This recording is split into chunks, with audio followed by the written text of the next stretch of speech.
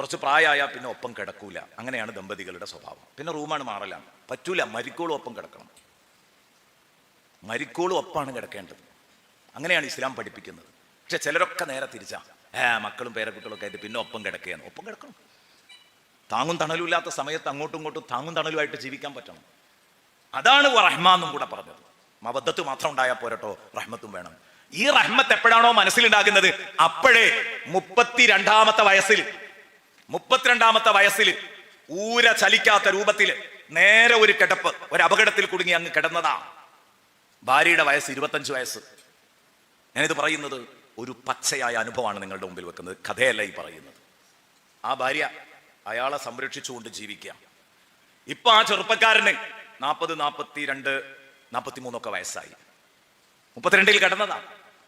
അന്ന് ഒരു കുട്ടി മാത്രമുള്ള, അല്ലെങ്കിൽ 2 കുട്ടികൾ മാത്രമുള്ള ഈ പെണ്ണ്, പലരും പറഞ്ഞു, നീ എന്തിനാ നിന്റെ ജീവിതം വെറുതെ ഹോമിക്കുന്നത്? അത് നശിപ്പിക്കണം. നിനക്ക് വേറൊരു കല്യാണം നോക്കിക്കൂടെ? അടുത്ത കാലത്തൊന്നും മരിക്കൂല. ഉറപ്പാണ്. അതായത് അതിന്റെ സ്വഭാവം അതാണ്. പക്ഷെ കിടപ്പാണ്, നേരെ കിടക്കാണ്, ഒന്ന് അനങ്ങാൻ വയ്യ, ജോലിക്കും പോകാൻ വയ്യ. ആ സമയത്ത് ആ പെണ്ണ് ആ ഭർത്താവിനെ ഏറ്റെടുത്ത് സംരക്ഷിക്കുകയാണ്. ആ ഭർത്താവിന് വേണ്ട എല്ലാ സംഗതികളും ചെയ്തു കൊടുത്തുകൊണ്ട് ഒപ്പം നിൽക്കുകയാണ്.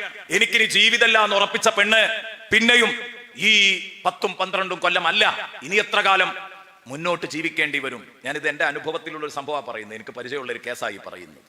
സ്ഥലവും നാടും ഒന്നും പറയാതെ പറയാണ്. പക്ഷേ എനിക്ക് ആ സഹോദരിയോട് വല്ലാത്ത മതിപ്പ് തോന്നി. ഇപ്പോഴും അവിടെ ജീവിക്കുകയാണ്. 25-ാം വയസ്സിൽ വിധവയായിട്ടില്ല. പക്ഷേ വൈധവ്യത്തിന്റെ എല്ലാ കയ്പുനീരും ആ പെണ്ണ് അനുഭവിച്ചുകൊണ്ടിരിക്കുക. പക്ഷെ ആ പെണ്ണിനുള്ള ഒരു സമാധാനമുണ്ട്.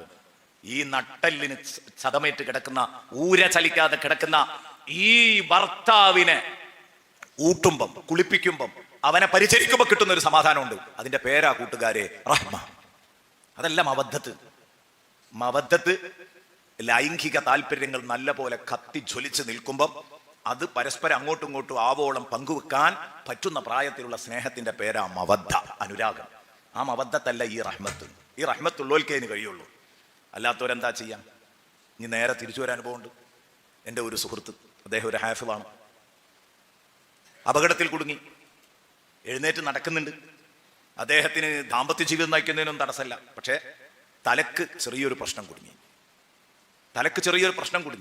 പഠിച്ച ഖുർആൻ മുഴുവനും മറന്നുപോയി. പാവം ഹാഫിള് അപകടത്തിൽ കുടുങ്ങിയതാണ്. എല്ലാം മറന്നുപോയി. ഒരു കുട്ടിയുണ്ട്, ഭാര്യ വീണു.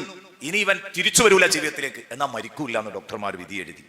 അപ്പൊ ഭാര്യ ഇട്ടേച്ചു പോയി. അവള് വേറെ കല്യാണവും തേടിപ്പോയി. അദ്ദേഹം പൊരുതി ജീവിതത്തോട്. മറന്നുപോയ ഖുർആൻ മുഴുവനും വീണ്ടും ഹിഫ്ളാക്കി. ആ ഹാഫിള് വീണ്ടും ഹിഫ്ളാക്കി. ഇത് നമ്മുടെ ജില്ലയിലല്ല, തൊട്ടടുത്ത ജില്ലയിലായിട്ട് ഉള്ളൊരു സഹോദരനാണ്. ഞാൻ എപ്പോഴും എന്നെ ഇടയ്ക്കിടെ വിളിക്കും. ഈ ഭാര്യ പോയതിലുള്ള സങ്കടമാണ് അദ്ദേഹത്തിന്. ഞാൻ ചോദിച്ചു, നിങ്ങൾക്ക് ഭാര്യനെ ഇനിയും കിട്ടൂലേ? നല്ല നന്ദി ബോധമുള്ള ഒരു ഭാര്യനെ കിട്ടൂലേ? കിട്ടൂ സാധേ, എൻ്റെ കുട്ടി അത് അവളുടെ കൂടെയല്ലേ? അപ്പോഴും ചോദിക്കാം.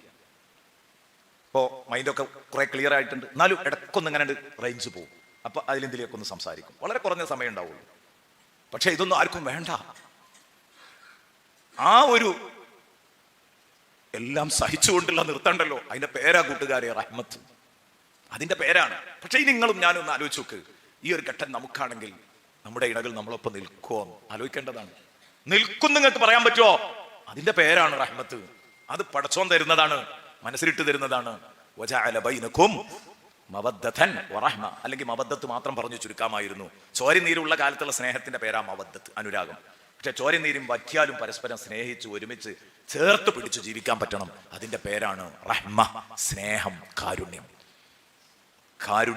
എത്രയോ വയസ്സ് ചെന്ന ദമ്പതികളെ കാണുമ്പോൾ നിങ്ങളൊക്കെ കണ്ടിട്ടുണ്ടാവും ചിലപ്പോഴൊക്കെ അല്ലെ, ഈ ഹോസ്പിറ്റലിലൊക്കെ ഇങ്ങനെ പരസ്പരം അങ്ങോട്ടും ഇങ്ങോട്ടും നല്ല സ്നേഹത്തോടെ കഴിയുന്ന 90-80 ഒക്കെ കഴിഞ്ഞവര് ദമ്പതികൾ പരസ്പരം അങ്ങോട്ടും ഇങ്ങോട്ടും സ്നേഹിച്ച് ജീവിക്കുന്നത് കാണുമ്പോൾ ഒരു അസൂയ തോന്നിപ്പോകും അല്ലേ? അത് സ്വാഭാവികമാണ്. അത് പലപ്പോഴും പല വീടുകളിൽ നിന്നും അപ്രത്യക്ഷമായി പോകുന്ന ഒരു സംഭവമാണ്. അപ്പൊ അത് ഉണ്ടാവാൻ പാടില്ല. കൂട്ടത്തിൽ ഞാൻ ഉണർത്തിയത് മാത്രം വഖലഖ്നാകും അസ്വാജ. അപ്പൊ അതിനാണ് ഇങ്ങനെ ഒരു സംവിധാനം ഉണ്ടാക്കിയത്. പിന്നെ വജഅൽനാ നൗമകും സുബാത, നിങ്ങളുടെ ഉറക്കം നിങ്ങൾക്ക് നാം വിശ്രമമാക്കി തന്നു. വജഅൽനൽ ലൈല ലിബാസ, രാത്രിയെ നിങ്ങൾക്ക് നാം പുതപ്പാക്കി തന്നു, മൂടുപടമാക്കി തന്നു. വജഅൽന അൻ-നഹാറ മആശ, പകലിനെ ഉപജീവന വേളയാക്കി തന്നു, ഉറക്കം വിശ്രമമാക്കി തന്നു. അത് അതിലേറെ വലിയൊരു സംഭവമാണ്. അള്ളാഹു നൽകിയ വലിയൊരു അനുഗ്രഹമാണ് ഉറക്കം. പകല് പോയിട്ട് എല്ലുമുറിയെ പണിയെടുത്ത് ക്ഷീണിച്ച് അവശനായി പുരയ്ക്ക് ഇങ്ങനെ കയറി വരുമ്പോൾ, രാത്രി ഇങ്ങനെ പണിയൊക്കെ മതിയാക്കി വരുമ്പോൾ നല്ല ക്ഷീണമുണ്ട്. ആ സമയത്ത് നമ്മളിങ്ങനെ വിചാരിക്കും, എന്തിനാണ് ഇങ്ങനെയൊക്കെ കഷ്ടപ്പെടുന്നത്? ശരിക്കിപ്പം ഒരു ദിവസം പണിക്ക് പോയാൽ ഒരാഴ്ച ജീവിച്ചൂടെ? ഒന്ന് മുറുക്കി പിടിച്ച് ജീവിക്കുകയാണെങ്കിൽ പറ്റുമല്ലോ. ഒരു ദിവസം പണിക്ക് പോവുക, ഒരാഴ്ച മുറുക്കി പിടിച്ച് ജീവിക്കണം, കുറച്ച് പിശുക്കി ജീവിക്കുകയാണെങ്കിൽ കഴിയും.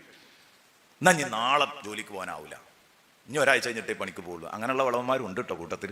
അതും കൂട്ടത്തിൽ പറയേണ്ടതാണ്. അങ്ങനെ ചില ആളുകളുണ്ട്. അപ്പൊ നാളെ പണിക്ക് പോകാനാകൂല എന്ന് തീരുമാനിച്ച് കയറി വരുന്നവനാണ്. പക്ഷെ അള്ളാഹു തരുന്നൊരു വലിയ അനുഗ്രഹമാണ്, ഒന്ന് സുഖമായിട്ട് ഉറങ്ങാം.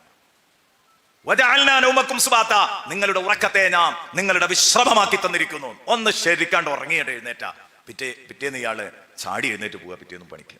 ഒക്കെ പമ്പ കടന്നു, ക്ഷീണമൊക്കെ പമ്പ കടന്നു. അപ്പൊ എല്ലാ ക്ഷീണവും പമ്പ കടത്തുന്ന ഒരു മഹാ അനുഗ്രഹമാണ് ഉറക്കം. ഉറക്കം, ആ ഉറക്കത്തിന് അള്ളാഹു പറ്റിയ ഒരു രാത്രിയെയും തന്നു. വജഅൽന അൽ-ലൈല ലിബാസാ, ലിബാസ, മൂടി പുതച്ചുറക്കാൻ പറ്റുന്ന രാത്രി കൊടുത്തു. പുതപ്പിട്ട് ഉറങ്ങാൻ പറ്റുന്ന ഒരു സാഹചര്യമാണ് രാത്രിയിൽ ഉണ്ടാവുക. അതായത് രാത്രിയെ ഇരുട്ടാക്കി തന്നു. അതാണ് മൂടി പുതച്ച് ഉറങ്ങുന്ന രാത്രിയെ നൽകി എന്ന് പറഞ്ഞതിൻ്റെ അർത്ഥം. രാത്രി ഇരുട്ടാക്കി തന്നു എന്നാണ് അതിൻ്റെ ഉദ്ദേശം എന്ന് മഹാന്മാർ പറഞ്ഞു. അതായത് എപ്പോഴും അങ്ങനെയാണല്ലോ, പകൽ സമയത്തൊക്കെ നമ്മൾ ഒന്ന് കിടന്നുറങ്ങണമെങ്കിൽ വലിയ പ്രയാസമാണ്. ഗൾഫിലൊക്കെയാണ് ശരിക്കും അത് അനുഭവിക്കുക. പകൽ സമയത്ത് രാത്രി ഡ്യൂട്ടിക്കാർ പകൽ ഉറങ്ങേണ്ടി വരും. അപ്പോൾ അവരെന്താ ചെയ്യുക? കർട്ടനൊക്കെ ആകെ മറച്ചിട്ട്, പിന്നെ AC ഇട്ട്, പിന്നെ ഒരു പുതപ്പ് ഇട്ടിട്ട് കൃത്രിമ രാത്രി ഉണ്ടാക്കല. അപ്പോഴേ ഒന്ന് ഉറക്കരുള്ളൂ, ഒന്ന് സന്തോഷത്തിലൊന്ന് ഉറങ്ങാൻ വേണ്ടിയിട്ട്. പക്ഷെ അതാണ് അള്ളാഹു തആല എന്നും മഗ്‌രിബായ നമുക്ക് തരുന്നത്. വജഅൽന അൽ-ലൈല ലിബാസ, മൂടി പുതച്ചുറങ്ങാൻ പറ്റുന്ന രാത്രിയെ, മൂടി പുതച്ചുറങ്ങാൻ പറ്റുന്ന മൂടുപടമാക്കി തന്നു നിങ്ങൾക്ക്. രാത്രിയെ മൂടുപടമാക്കി തന്നു. പിന്നെ സ്വകാര്യമായി നടക്കേണ്ട കാര്യങ്ങളൊക്കെ, സ്വകാര്യ പ്രവർത്തനങ്ങളൊക്കെ, അതൊക്കെ അതിന്റെ സ്വകാര്യത കീപ്പ് ചെയ്തുകൊണ്ട് നടത്താൻ പറ്റിയ രാത്രിയില്ല. വജഅൽന അൽ-ലൈല ലിബാസ, ഒരുപാട് അർത്ഥങ്ങൾ അതിനുണ്ട്. അതിൽ ഒന്ന് രണ്ടെണ്ണം പറഞ്ഞതാണ്. വജഅൽന അൻ-നഹാറ മആശ, പകലിനെ നിങ്ങളുടെ മഈശത്തിന്റെ ഭാഗമാക്കി. അതാ മആശ എന്ന് പറഞ്ഞത്, ഉപജീവന വേളയാക്കി. നിങ്ങളുടെ ഉപജീവനം കണ്ടെത്താനുള്ള സമയമാക്കി പകലിനെ നിശ്ചയിച്ചു തന്നു. എന്തിനാ രാത്രി ഇരുട്ടാക്കിയത്? എന്തിനാ പകല് വെളിച്ചാക്കിയത്? പകല് പണിക്ക് പോകണമെങ്കിൽ വെളിച്ചം വേണം. കിടന്നുറങ്ങാൻ ഏറ്റവും സുഖം ഇരുട്ടാണ്. അപ്പൊ ഇരുട്ടുള്ള രാത്രി നൽകി കിടന്നുറങ്ങാൻ, പണിക്ക് പോകാൻ വെളിച്ചമുള്ള പകലും നൽകി. ഇതാണ് ഇതിന്റെ സത്യം. പിന്നെ മാത്രമല്ല, ഇരുട്ട് വിശ്രമത്തിന് വേണ്ടിയാണ്. വെളിച്ചം, സൂര്യപ്രകാശം, അത് നമ്മുടെ ആരോഗ്യത്തെ ബാധിക്കുന്ന കേസാണ്. സൂര്യപ്രകാശം കിട്ടാൻ ഞാൻ പ്രശ്നമാണ്. സൂര്യപ്രകാശം കിട്ടണം. അപ്പൊ അതുകൊണ്ട് വജഅൽന അൻ-നഹാറ മആശ, പകലിനെ നാം ഉപജീവന വേളയാക്കി, നിങ്ങളുടെ മഈശത്ത് കണ്ടെത്താനുള്ള മാർഗമാക്കി. ആ ഒരൊറ്റ കാര്യവും കൂടെ പറഞ്ഞ് ബാക്കി നമുക്ക് ഇൻഷാ അല്ലാഹ് അടുത്ത ക്ലാസ്സിൽ വിശദീകരിക്കാം. എന്താണത്? രാവും പകലും മാറി മാറി വരികയാണ്. വല്ലാത്തൊരു അത്ഭുതമാണത്. സൂറത്തുൽ ഖസസിൽ അള്ളാഹു ഒരു വെല്ലുവിളി സ്വരത്തിലാണ് രാവും പകലും തന്നതിന്റെ സന്തോഷങ്ങൾ എന്നോടും നിങ്ങളോടും പങ്കുവെക്കുന്നത്. പ്രിയപ്പെട്ട സുഹൃത്തുക്കളെ, സൂറത്തുൽ ഖസസിൽ ആ സംഭവം നമുക്ക് കൃത്യമായി കാണാൻ കഴിയും. സൂറത്തുൽ ഖസസിലുണ്ട്. എത്ര കൃത്യമായിട്ടാ പറഞ്ഞതെന്നറിയോ നിങ്ങൾ? അള്ളാഹു തആല പറയുന്നുണ്ട്, ഓ മനുഷ്യരെ, നിങ്ങൾക്ക് നാം രാവും പകലും നൽകിയില്ലേ? നിങ്ങൾക്ക് നാം രാവും പകലും നിങ്ങൾക്ക് നൽകിയില്ലേ? അള്ളാഹു തആല ചോദിക്കുന്നു. സൂറത്തുൽ ഖസസ്, എത്ര പേജ് നമ്പർ? 385. അതിലൊരൊറ്റ ആയത്തും കൂടെ ഓതിയിട്ട് ഇൻഷാ അല്ലാഹ് അവസാനിപ്പിക്കാം. നേരെ അർത്ഥം പറയുന്നുള്ളൂ. സൂറത്തുൽ ഖസസിൽ ഏകദേശം അതിൻ്റെ 71 ആയത്ത്, 71, 72 ആയത്ത്. ഖുൽ അറഅയ്തും മിൻ ജഅലല്ലാഹു അലൈക്കുമുൽ ലൈല സർമദൻ ഇലാ യൗമിൽ ഖിയാമത്തി മൻ ഇലാഹുൻ ഗൈറുല്ലാഹി യഅതീകും ബിദിയാ അഫലാ തസ്മഊൻ. قل أرأيتم من جعل الله عليكم النهار سرمدا إلى يوم القيامة من إله غير الله يأتيكم بليل تسكنون فيه أفلا تبصرون. എന്താ അവതരണം? അള്ളാഹ് ചോദിക്കുകയാണ്, കൊൽ നബിയെ തങ്ങൾ മനുഷ്യരോട് വിളിച്ചു ചോദിക്കണം. അറഅയ്തും, മനുഷ്യരോട് നിങ്ങൾ അനൗൺസ്മെന്റ് നടത്തണം. കുൽ, നിങ്ങൾ അനൗൺസ്മെന്റ് നടത്തണം, ജനങ്ങളുടെ മുമ്പിൽ വിളിച്ചു പറയണം. അറഅയ്തും, ജനങ്ങളെ നിങ്ങളൊന്ന് പറഞ്ഞു തരൂ. നിങ്ങളൊന്ന് ആലോചിച്ച് നോക്കൂ, നിങ്ങളൊന്ന് പറഞ്ഞു തരൂ.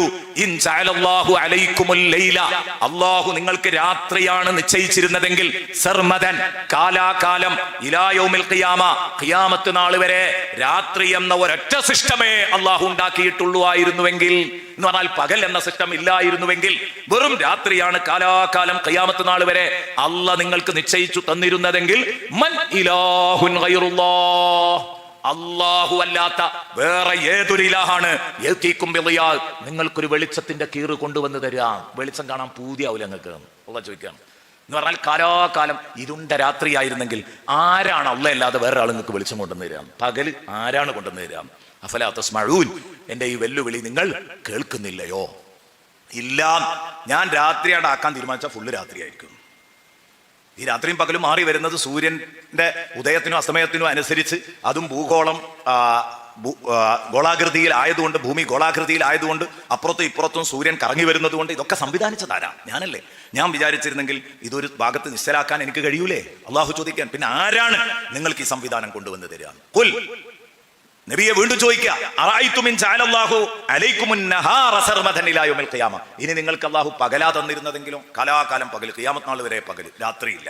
അപ്പൊ ചോദിക്കണം, മന്നിലാഹുൻ ഗൈറുല്ലാഹ്, അള്ളാഹ് അല്ലാത്ത വേറെ ഏതിലാഹുണ്ട്? ആരാ നിങ്ങൾക്ക് എത്തിക്കും കൊണ്ടുവന്ന് തരിക? ബിലൈലിൻ, രാത്രി കൊണ്ടുവന്ന് തരിക. തസ്കുനൂന ഫീഹി, നിങ്ങൾക്ക് റെസ്റ്റ് എടുക്കാൻ പറ്റുന്ന രാത്രിയും വിശ്രമിക്കാൻ പറ്റുന്ന രാത്രിയും. കാരണം രാത്രി ഉണ്ടെങ്കിലേ വിശ്രമം പൂർത്തിയാവുള്ളൂ. ആണല്ലോ, ഈ പകൽ എത്ര ഉറങ്ങിയാലും റാഹത്തിട്ടൂല. പകൽ രാത്രി എണ്ണ ഉറങ്ങിയെങ്കിലേ പൂർണ്ണമാവുള്ളൂ വിശ്രമം. അപ്പൊ ആരാണ് നിങ്ങൾക്ക് പകലാ കൊണ്ടുവന്നതെങ്കിൽ പിന്നെ ആരാണ് നിങ്ങൾക്ക് രാത്രി കൊണ്ടുവന്ന് തരിക, വിശ്രമിക്കാൻ പറ്റുന്ന രാത്രി? എന്നിട്ട് അള്ളാഹ് ചോദിച്ചു, അഫലാ തുബ്സിറൂൻ, നിങ്ങൾ കാണുന്നില്ലേ? ആദ്യം പറഞ്ഞ എന്താ?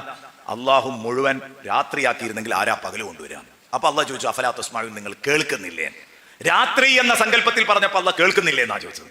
ഫുള്ള് പകലായിരുന്നെങ്കിൽ ആരാ രാത്രി കൊണ്ടുവരിക? അപ്പൊ അള്ളാഹ് ചോദിച്ചു, അഫലാ തുബ്സിറൂൻ, നിങ്ങൾ കാണുന്നില്ലേ? കാരണം രാത്രി കാണുന്നതിനേക്കാൾ കേൾക്കുക ചെയ്യാം. അപ്പൊ രാത്രി എന്ന സങ്കല്പത്തിൽ അള്ളാഹ് പറഞ്ഞു, അഫലാ തസ്മഊൻ. രാത്രി തൊട്ടടുത്തേക്ക് വരെ കാണാൻ പറ്റൂല ഇരുട്ടത്ത്, പക്ഷെ എന്ത് ചെയ്യും? കുറെ ദൂരം വരെ കേൾക്കാൻ പറ്റും. അടുത്തുള്ളത് പോലും കേൾക്കാൻ പറ്റൂല. പകലാവുമ്പോ അങ്ങനെയാണ്, എല്ലാ ഒച്ചപ്പാടുകളും ഇങ്ങോട്ട് സജീവമായി കഴിഞ്ഞാൽ തൊട്ടടുത്ത വീട്ടിൽ നിന്നുള്ള ഒച്ചനെ കേൾക്കാൻ പറ്റൂല. പക്ഷെ രാത്രിയോ 10 വീട് അപ്പുറത്ത് കള്ളം കടന്ന് ആർപ്പും വിളിയായാൽ നമ്മളെ വീട്ടിലേക്ക് അത് കേൾക്കും. ദൂരെ നിന്ന് കേൾക്കാൻ പറ്റും രാത്രിയിൽ. അപ്പൊ അള്ളാഹ് ചോദിച്ചു, അഫലാ തസ്മഊൻ, നിങ്ങൾ കേൾക്കുന്നില്ലേ? അതേസമയം പകലാണെങ്കിലോ തൊട്ടടുത്തുള്ളത് ചിലപ്പോൾ കേൾക്കാൻ പറ്റൂല, പക്ഷെ ദൂരേക്ക് കാണാൻ പറ്റും. അത് പകലിന്റെ പ്രത്യേകതയാണ്. അപ്പൊ അള്ളാഹ് ചോദിച്ചു, അഫലാ തുബ്സിറൂൻ, നിങ്ങൾ കാണുന്നില്ലേ? എത്ര കൃത്യമാണ് ഞാൻ പറയുന്നത്. ഓരോ ആയത്തുകളുടെയും വാൽകഷ്ണടക്കം ഇത്ര ഭദ്രമായിട്ടാണ് അള്ളാഹു സൃഷ്ടിച്ചതെങ്കിൽ, പറഞ്ഞത് നിങ്ങൾക്ക് തിരിഞ്ഞിട്ടുണ്ടാവും, ഇത്ര ഭദ്രമായിട്ടാണ് ഓരോ ആയത്തിന്റെയും വാൽകഷ്ണടക്കം വെച്ചതെങ്കിൽ, ഇത്രയും ഫിറ്റ് ചെയ്തത്, ഇത്രയും ശാസ്ത്രീയമായിട്ടാണ് ഓരോ ആയത്തിന്റെയും വാൽ കഷ്ണങ്ങൾ പോലും അള്ളാഹു ഫിറ്റ് ചെയ്തതെങ്കിൽ, ഇത് സ്രഷ്ടാവായ അള്ളാഹുവിന്റെ വചനമല്ലാതെ എന്താ സുഹൃത്തുക്കളെ? അള്ളാന്റെ വാക്കാണ് ഇത് എന്നുള്ളതിന്റെ തെളിവാണത്. രാത്രി എന്ന സങ്കല്പത്തിൽ അഫലാ തസ്മഊൻ, രാവിലെ പകൽ എന്ന സങ്കല്പത്തിൽ അഫലാ തുബ്സിറൂൻ. അങ്ങനെ തന്നെയാണ്. പകൽ കൂടുതൽ കാണാൻ പറ്റും, കേൾക്കാൻ കഴിയില്ല. രാത്രി കൂടുതൽ കേൾക്കാൻ പറ്റും, കാണാൻ പറ്റില്ല. അപ്പോ ഈ രാവും പകലും ഭൂമിയും ആകാശവും ഒക്കെ പടച്ച റബ്ബുണ്ടല്ലോ, അവൻ തന്നെയാണ് ഈ കലാം.